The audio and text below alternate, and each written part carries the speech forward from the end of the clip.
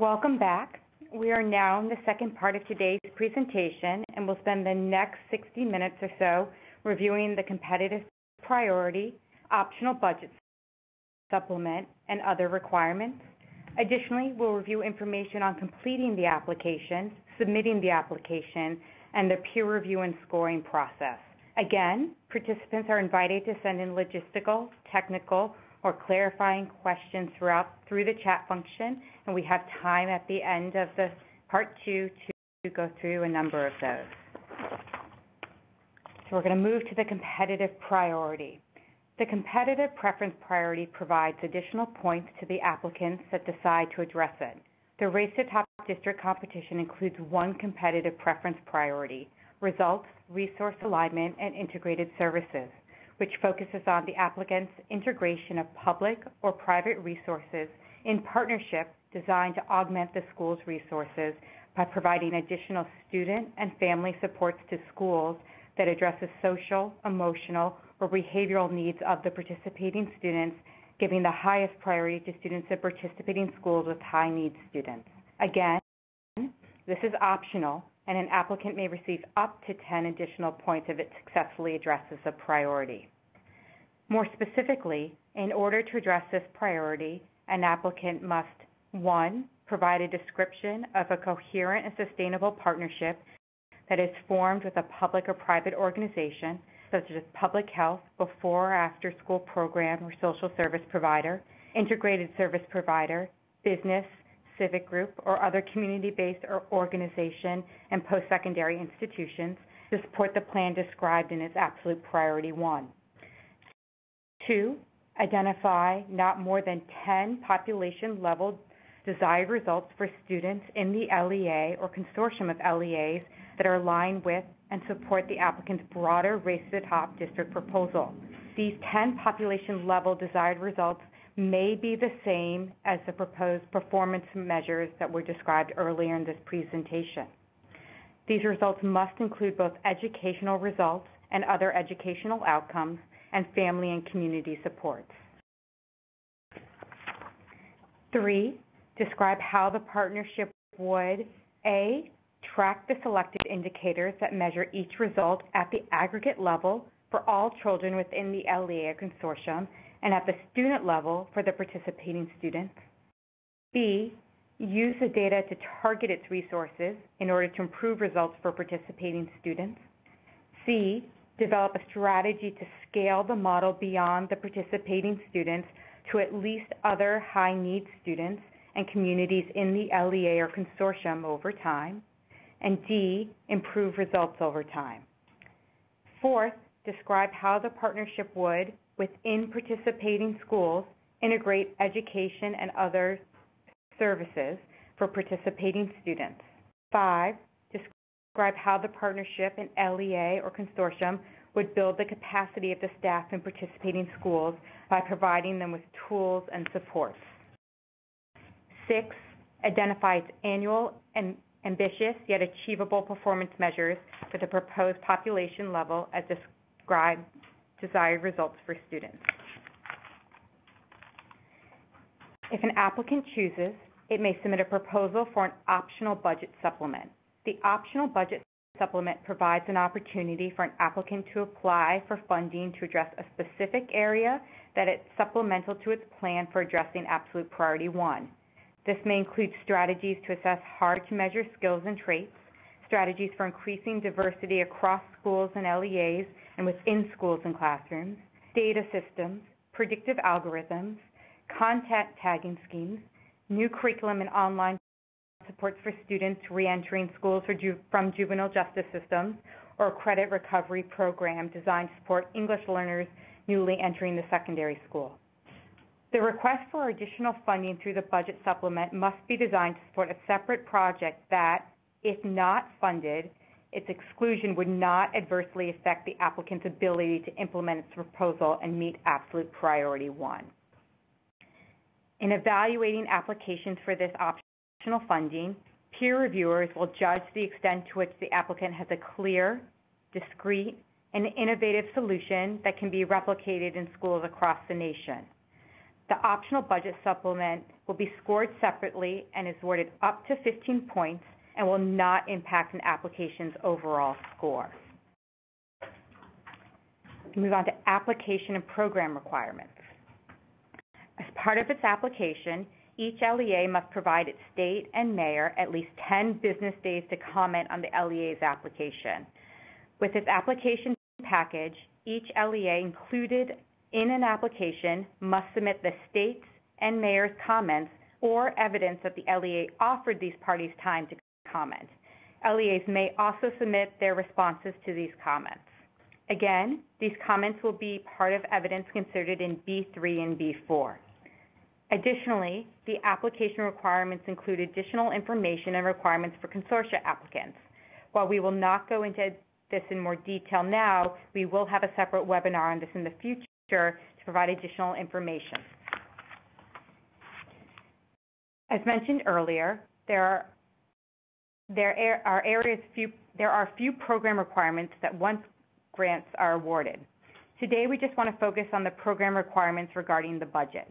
An applicant's budget request for all 4 years of its project must fall within the applicable budget range based on the number of participating students in the district grant application. For an individual applicant that will serve between 2,000 and 5,000 students, the race to the top district budget request may fall between $5 to $10 million. For applicants that will serve between 5,001 to 10,000 students in their proposal, the race to top district budget request may fall between $10 to $20 million. For applicants that will serve between 10,001 and 25,000 students in their proposal, the race to top district budget requests fall between $20 to $30 million. For applicants that plan to serve more than 25,001 students in their proposal, the race to top district budget requests may fall between $30 to $40 million. Consortia applicants may serve fewer than 2,000 students, provided that they are a consortia of at least 10 or more LEAs, and at least 75% of the students served by each LEA are participating students. In this instance, the race to the top district budget request may fall between $5 to $10 million. So just to clarify, consortia may come in with less than 10 LEAs if it serves over 2,000 students. A consortia may serve less than 2,000 students if it is a group of 10 or more LEAs. The department will not consider an application that requests a budget outside the applicable range of awards, not including any optional budget supplement included in the application. To be eligible, the applicant must serve the minimum number of students. It may not phase in up to X number of students. We are now going to switch over the presentation to review information on completing the application, submitting the application, and the peer review and scoring process. Again, participants are invited to send in logistical, technical, or clarifying questions through the chat function. Melissa Sterry from the Implementation Support Unit will walk through the application. Thank you. So when you begin writing your application, there are 3 parts to keep in mind. First, for every criterion, you will write a narrative response. This may include text, tables, charts, or graphs. You can use whatever medium you need in order to ensure clarity of your response. Some criteria also ask for goals, performance measures, annual targets, and baseline targets. We will provide more information about these in a few moments. In addition to the narrative, goals, and performance measures, some selection criteria require applicants to provide specific evidence.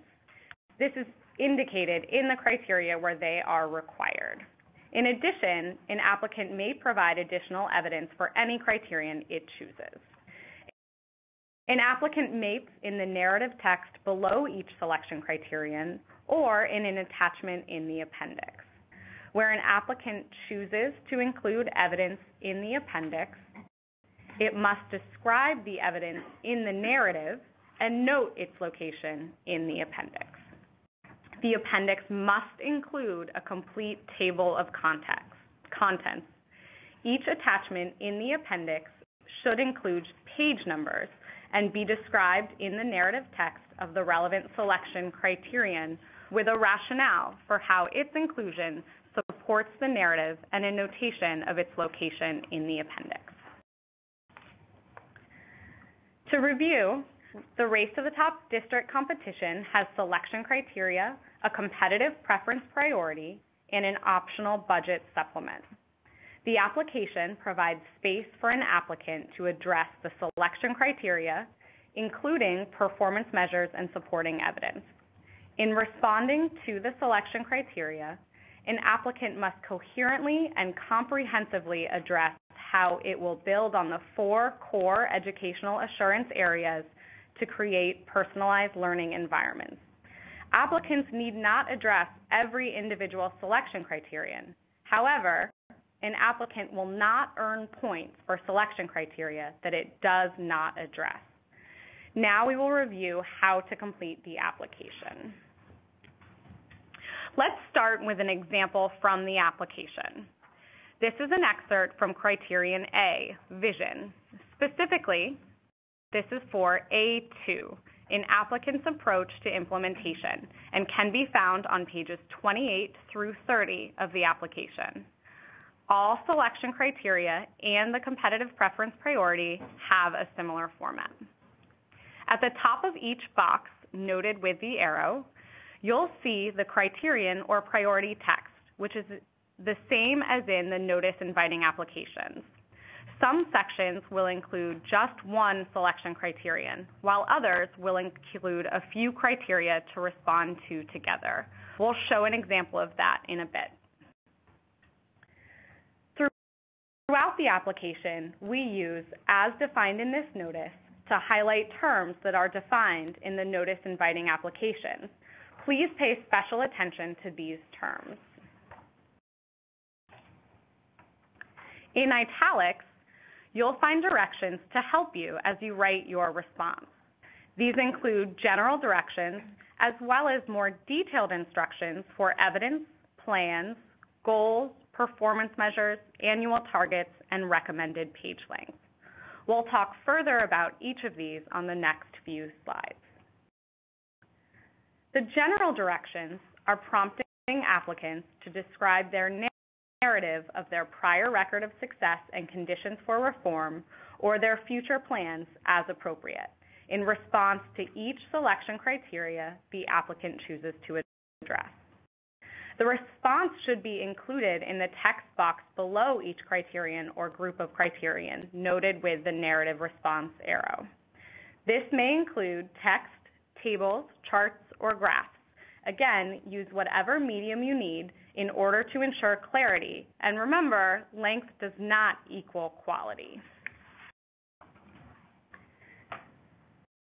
The instructions noted by the arrow are related to evidence. Some selection criteria require applicants to provide specific evidence. In these cases, this is indicated in the criteria. The instructions state, the narrative or attachments should also include any supporting evidence the applicant believes will be helpful to peer reviewers, including, at a minimum, the evidence listed in the criterion, if any, and how each piece of evidence demonstrates the applicant's success in meeting the criterion. An applicant must provide the evidence in the narrative text below each selection criterion or as an attachment in the appendix. Again, where an applicant chooses to include evidence in the appendix, it must describe the evidence in the narrative and note its location in the appendix. In addition to the required evidence, an applicant may provide additional evidence for any criterion it chooses. Evidence that applicants submit may be relevant both to judging whether the applicant has a high-quality plan and whether its goals, performance measures, and annual targets are ambitious yet achievable, as well as for judging the prior record of success and conditions for reform. Reviewers will allot points based on the extent to which the applicant meets the criteria or the competitive preference priority, including existing track record and conditions, as well as future plans. For plans, reviewers will allot points based on the quality of the applicant's plan and, where specified in the text of the criterion or competitive preference priority, whether the applicant has set ambitious yet achievable goals, performance measures, and annual targets. These directions provide a reminder about the components of a high-quality plan, since reviewers will allot points based on the extent to which the applicant's plan is of high quality. We'll highlight these components further on the next slide. As stated, these are the components of a high-quality plan that you'll see within the scoring overview and chart. In determining the quality of an applicant's plan, reviewers will evaluate key goals, activities to be undertaken and rationale for the activities, timeline, deliverables, parties responsible for implementing the activities, and overall credibility of the plan, as judged in part by the information submitted as supporting evidence. Please review the scoring overview and chart, which describes the components of a high-quality plan and ambitious yet achievable goals, performance measures, and annual targets. This section can be found in the application and in Appendix A of the notice inviting applications. These instructions provide a reminder about setting ambitious yet achievable goals, performance measures, and annual targets. Where goals or performance measures are required, we have put tables right into the application. They come just after the narrative. Peer reviewers will reward applicants for developing goals that, in light of the applicant's proposal, are ambitious yet achievable. In determining whether an applicant has ambitious yet achievable annual goals, peer reviewers will examine the applicant's goals in the context of the applicant's proposal and the evidence submitted in support of the proposal. There is no specific goal that peer reviewers will be looking for here, nor will higher goals necessarily be rewarded above lower ones. Reviewers will consider how applicants connected the plans in their narrative with their targets and are asking themselves, are applicants being ambitious in what they are attempting to do? Are they also being realistic in proposing a plan that they can achieve? Have they balanced ambition and achievement thoughtfully and well? To help reinforce the importance of these questions, we want to remind you that funding events could be triggered or delayed or even withheld based on the applicant's actual performance against the annual targets you set in your application. So please consider them carefully. Finally, each criterion includes a recommended maximum number of pages. These represent our best guess on the part of the department about how long your response might be. These are not binding limits, but do remember that from a reviewer's point of view, clarity matters and brevity will be appreciated. Please note that these estimates do not include any tables. And again, this is where you start typing. Enter your response directly in the application, which is a standard Microsoft Word document that you can download from the department's website. In addition to the narrative, the application also includes tables for 3 selection criteria, A2, A4, and E3, and for the competitive preference priority. To complete the tables, applicants fill in the cells that are blank or where text is in brackets and/or italicized. Applicants may add or delete rows as needed or provide additional information in other formats. For example, in this table, applicants enter the names of the participating schools and the requested information for each school. Some columns include raw data, and others include calculations based on that data. For consortium applicants, the name of the LEA should be included as well. This table provides an example of a performance measure table. Some performance measures include required information for all applicants, while other performance measures vary based on what each applicant proposes. For applicant proposed measures, please adapt the charts as needed to ensure appropriate data is submitted. We also wanted to note the difference between the goals in A4 and the performance measures in E3. The goals in A4 apply to all students and schools in the LEA and are focused on student outcomes.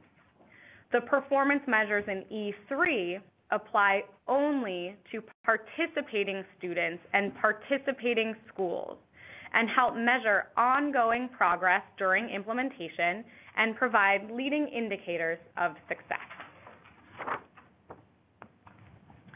As we talked about briefly before, some sections will include just one selection criterion, while others will include a few criteria to respond to together.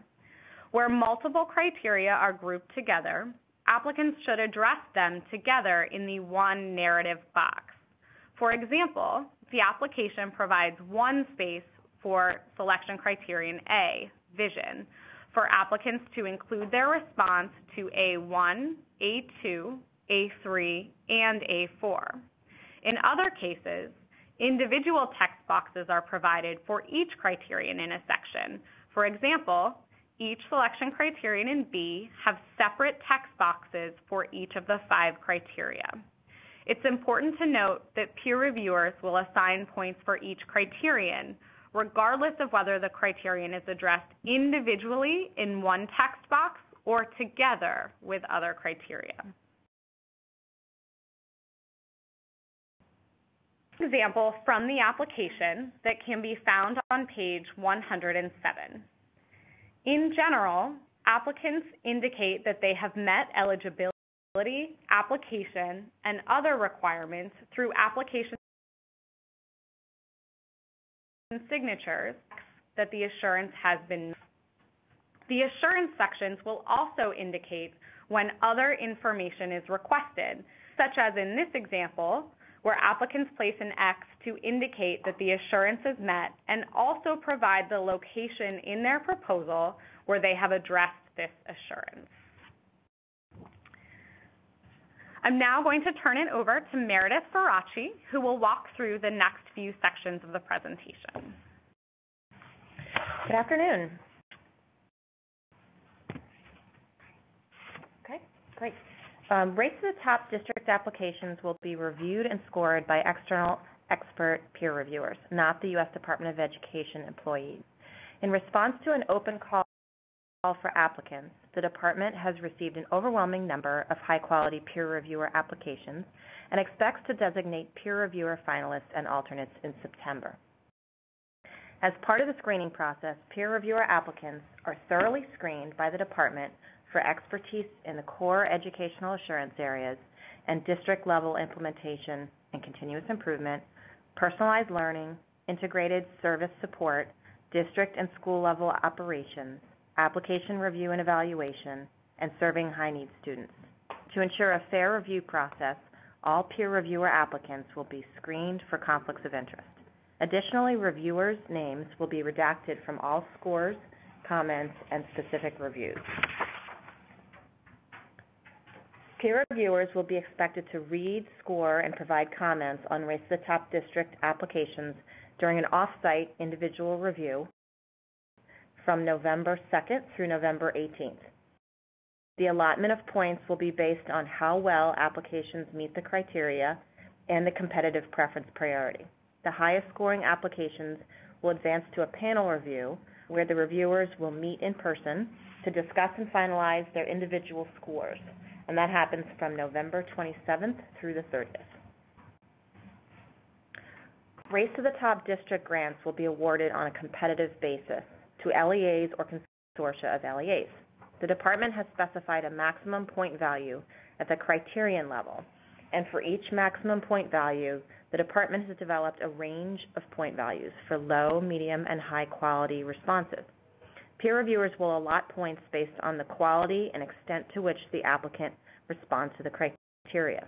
For example, when a criterion with a maximum point value of 20 points with a low quality response, peer reviewers will assign a score of 0, 1, 2, 3, or 4 points.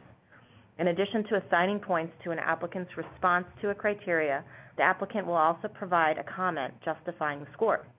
The peer reviewer's comment will specify the strengths and weaknesses of the applicant's response to the criteria and why he or she scored that criterion as being of low, medium, or high quality. Reviewers will be required to make many thoughtful judgments about the quality of the applications. As stated earlier in this presentation, applicants will be required to set ambitious yet achievable goals, performance measures, and annual targets, and reviewers will be assessing these goals, measures, and targets in context of the applicant's proposal and evidence submitted, if any, in support of the proposal and assigning points. There are no specific goals, performance measures, or annual targets that reviewers will be looking for, and setting high goals does not translate into high scores. Rather, reviewers will reward applicants for developing goals, performance measures, and targets that are meaningful for the applicant's proposal. By providing reviewers with a range for scores for low, medium, and high quality responses, we believe we will be ensuring consistency across and within review panels. It's important to remember that reviewers will be assessing multiple aspects of applicants' Race to the Top district application. It's possible that an applicant that fails to earn points or earns a low number of points on one criteria might still win a Race to the Top district award by earning high points on another criteria. So it's important that applicants take into consideration the total points that can be earned as outlined on the scoring chart. This scoring chart provides detailed maximum point values for selection criteria, as well as the maximum point value for each section. For example, the 4 criterion in Section A, Vision, are each worth a maximum of 10 points for a total of 40 points for the section. The chart also shows that Section A, Vision, makes up 19% of the total points that can be earned if all criteria are responded to. As shown on the chart, you can see that by responding to the competitive preference priority, an applicant can earn up to 10 additional points. These additional points will be added to the applicant total score earned in responding to selection criteria A through F. Finally, the chart indicates that a response to the optional budget supplement is worth up to 15 points. The optional budget supplement is scored separately and is not added to an application's total score. That is the score earned in responding to the selection criteria and, if chosen, the competitive preference priority. You can find additional information about scoring on pages 102 through 106 of the application. We will now move on to application submission. All applications must be submitted in electronic format on a CD or DVD. As noted, CD-ROM or DVD-ROM are preferred, and by mail or hand delivery. File types are limited to .doc, .docx, RTF, which is rich text, or PDF format. We will not be able to forward documents to peer reviewers that are files that are not one of these 4 file types. We strongly recommend that applicants submit a CD or CD-ROM or DVD-ROM with the following 3 files. First, a single file that contains the body of the application, including PDF format, is searchable. Note that a PDF created from a scanned document will not be searchable. A single file in a PDF format that contains all of the required signature pages. These signature pages may be scanned and turned into a PDF.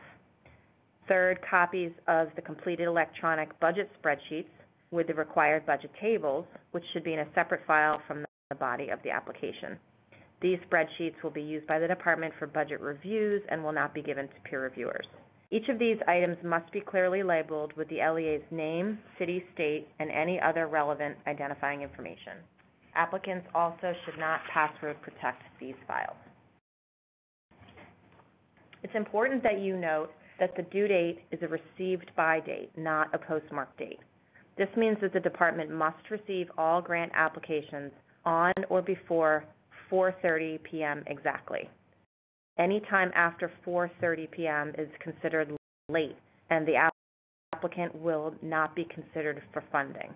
We strongly recommend that you use a commercial carrier, not the U.S. Postal Service, for delivery of your application. And we advise you to be sure to plan and provide adequate time for delivery by 4:30 p.m. on October 30th.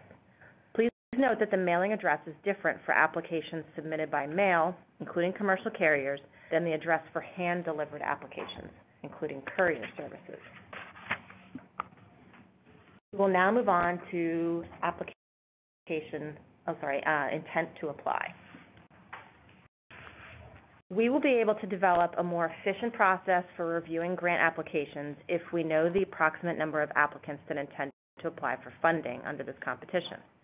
Therefore, the Secretary strongly encourages each potential applicant to notify us of the applicant's intent to submit an application for funding by completing a web-based form by August 30th, 2012. When completing this form, applicants will provide 1, the applicant's name and address, 2, whether the applicant is applying as an individual LEA or as a consortium of LEAs, 3, expected budget request, and 4, a contact person, phone number, and email. Applicants that do not complete this form may still apply for funding. After the August 30th, 2012 deadline, the Department will publicly release a list of applicants intending to apply for Race to the Top District Awards. The list will only include the LEA name, type of application, and expected budget request. And next we'll talk about additional resources and questions. In addition to this webinar, which will be posted on our website with a transcript, the Department will offer additional technical assistance opportunities. More information about the upcoming webinars, as well as any other technical assistance opportunities offered by the Department, will be posted on the Race to the Top District website listed on this slide. As mentioned earlier, the Department has developed a frequently asked questions document. This document will be updated over the next several months, so please check the website often. If you have questions about the program, please do not hesitate to send them to the Race to the Top District mailbox at racetothetop.district@ed.gov. And now we will open it up for questions. Great, and just as a quick reminder, we are only accepting technical, clarifying, or logistical questions. As mentioned in the RSVP message as well as earlier on the webinar, we are unable to answer specific questions about specific approaches or individual proposals.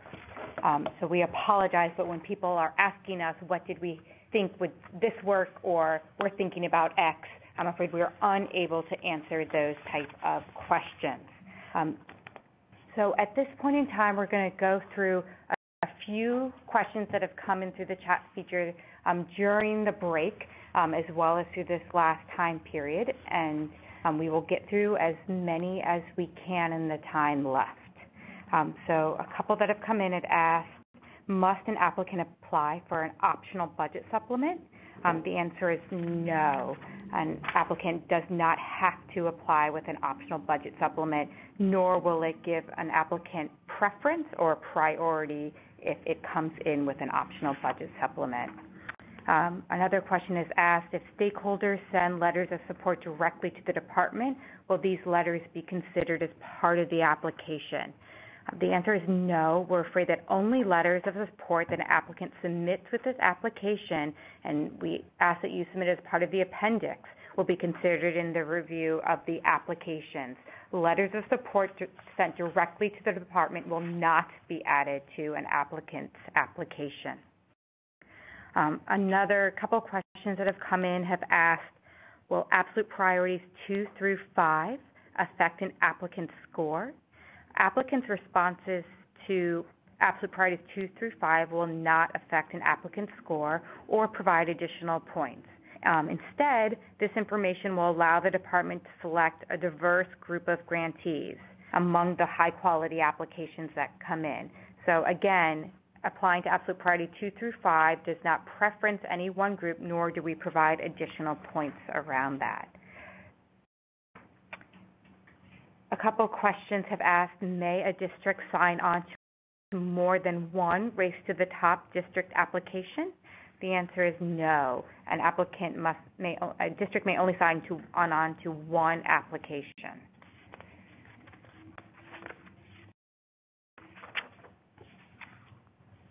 We've had a few questions asking for additional clarification back to the selection criteria.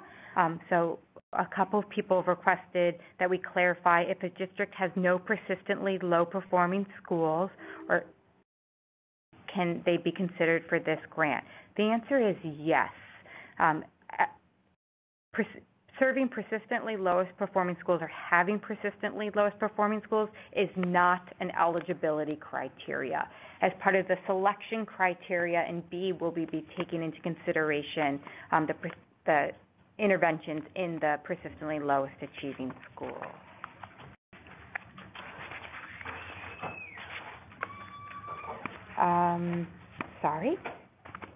A question has asked if our application is focused on pre-K through 3 grade band, are we permitted to focus all of our expenditures on that age group? Your budget development and budget narrative may target resources as see fit that best supports the implementation of your plan.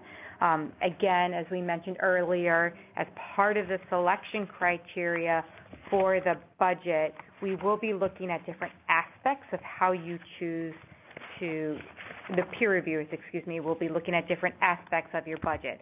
So we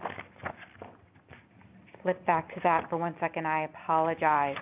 In F, selection criteria F, this is where we address the budget, and the peer reviewers are going to be looking at and judge the extent to which all funds, both the proposed Race to Top district grant, your external foundation support, district, state, and other federal funds will support the project. So if you are proposing to serve P3 grade band, how it would support the implementation of that personalized learning environment in that P3 grade band, whether the budget is reasonable and sufficient to support the development and implementation of the applicant's proposal, and if the applicant clearly provides a thoughtful rationale for that investment and priorities. So again, that pertains to that question about your budget. Another question has come in, may have 6 districts and serve more than 2,000 students, for example, 10 or 15,000 students? The answer is yes, as long as the participating districts as part of that consortium meet the eligibility requirements and propose to serve over 2,000 participating students, it is an eligible applicant.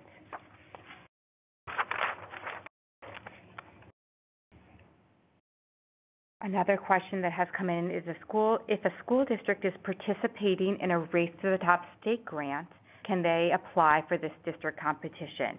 The answer is yes. A district that is participating in its Race to the Top state grant may apply for a Race to Top grant as long as it meets the eligibility requirements.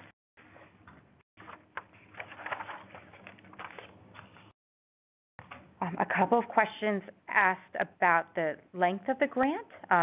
This is a 4-year grant, and in the application, if you flip to the budget sections, and again, we will have a separate webinar on the budget, we actually do lay out the different grant years of the budget, both in terms of project and overall, and as for a narrative for those 4 years of the project budget.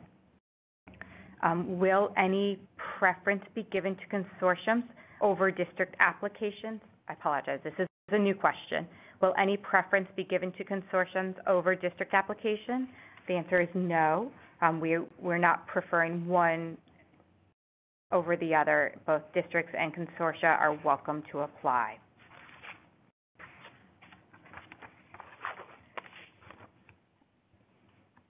Another questioner has asked, do the specifics of the evaluation system have to be submitted with the application, or can they be developed in 2012-2013 or 2013-2014 for implementation in the 2014 school year? The eligibility criteria requirements, ask the applicant to demonstrate its commitment to the core educational assurance areas, including for each LEA included in the application, an assurance signed by the LEA superintendent that at a minimum, the LEA will implement no later than 2014-15 school year a teacher evaluation system, a principal evaluation system, and a superintendent evaluation system. So again, the eligibility requirement is that an assurance is made that at a minimum it will be implemented no later than the 2014-15 school year. And we also have had a few questions about the FAQ document, asking where it is. We apologize. We seem to be having some technical difficulties with that link, and we are working on it. And if we do not get it solved during this presentation, we will definitely push out some information of when it is available.